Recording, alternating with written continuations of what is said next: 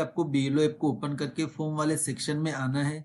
यहाँ पर आपको डिलीटेशन ऑब्जेक्शन इन इलेक्टोरल रोल के लिए फॉर्म 7 का ऑप्शन नजर आ जाएगा, इसी पर आपको क्लिक करना है। अब देखिए दोस्तों, यहाँ पर आपको एंटर एप्लीकेंट्स इपिक नंबर, यहाँ पर जो आवेदन करता है, जो आवेदन कर रहा है उसके इपिक नंबर आपको दर्ज करने हैं। जैसे किसी मतदाता की डेथ हो चुकी है तो वो खुद आवेदन नहीं कर सकता, इसलिए उसके परिवार का कोई व्यक्ति आवेदन कर रहा है तो उसके इपिक नंबर आपको यहाँ पर दर्ज करने हैं।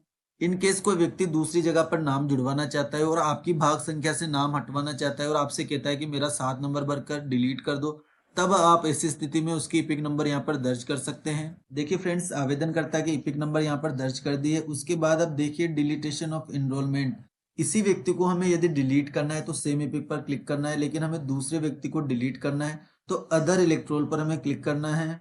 अब यहाँ पर एक नया ऑप्शन हमारे सामने स्टार्ट होगा। यहाँ पर हमें उस व्यक्ति के या उस मतदाता के इपिक नंबर दर्ज करने हैं जिसका नाम हम अपनी वोटिंग लिस्ट से हटाना चाहते हैं, जैसे वो मर गया है या शिफ्ट हो गया है तो उसके इपिक नंबर हमें यहाँ पर दर्ज करने हैं। इन बातों का आपको विशेष रूप से ध्यान रखना है। नंबर दर्ज करने के बाद सेलेक्ट रिकॉर्ड पर आपको क्लिक करना होगा।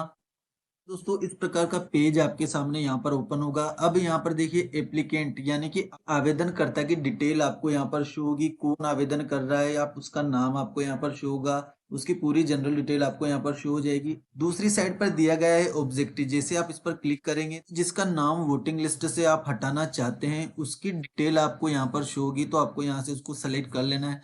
दोनों डिटेल्स को आपको सेलेक्ट कर लेना है। एप्लीकेंट यानी कि आवेदन जो कर रहा है उसकी डिटेल, ऑब्जेक्टिव जिसका नाम हटाया जाना है या जिसका नाम आप काटना चाहते हैं उसकी डिटेल आपको यहाँ पर शो होगी। अच्छे से चेक कर लेना है कि वही मतदाता है। उसके बाद नेक्स्ट बटन पर आपको क्लिक करना है। उसके बाद आपको स्टेट, डिस्ट्रिक्ट और भाग संख्या शो होगी, यहाँ से आपको सेव एंड नेक्स्ट कर देना है। अब यहाँ पर आपको आवेदनकर्ता का नाम और इपिक नंबर शो होंगे। उसके बाद मोबाइल नंबर आपको यहाँ पर दर्ज करने होंगे। बाद सेव एंड नेक्स्ट बटन पर आपको क्लिक करना है। पेज हमारे सामने ओपन होता है कि किस चीज का ऑब्जेक्शन लगाकर आप इसको डिलीट करना चाहते हैं, तो उसका रीजन आपको यहाँ से सेलेक्ट करना होगा। डेथ हो चुकी है, अंडर एज है, एब्सेंट है, परमानेंटली शिफ्टेड हो चुका है, ऑलरेडी एनरोल्ड है, इंडियन सिटीजन नहीं है। तो जैसे इसकी डेथ हो चुकी है तो डेथ में यहाँ रीजन सेलेक्ट कर लेता हूँ।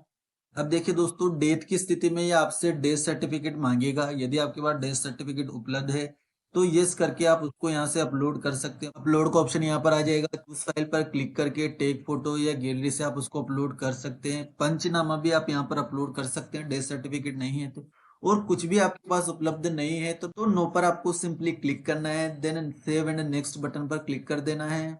नेक्स्ट पेज आपके सामने ओपन होगा। अब जिस मतदाता का नाम आप काट रहे हैं, जिसके नाम पर ऑब्जेक्शन आया है, उसकी डिटेल आपको यहाँ पर शो होगी। उसका नाम शो होगा, इपिक नंबर, हाउस नंबर आपको यहाँ पर भरना होगा।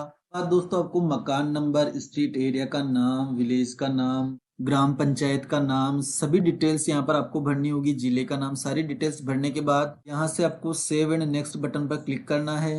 डिक्लेरेशन का पेज हमारे सामने ओपन हो जाएगा। डेट हमारे सामने शो होगी कि किस डेट। उसके बाद प्लेस आपको यहाँ पर भरना होगा। कौन से प्लेस से आप इस फॉर्म को भर रहे हैं वो आपको यहाँ पर दर्ज करना होगा।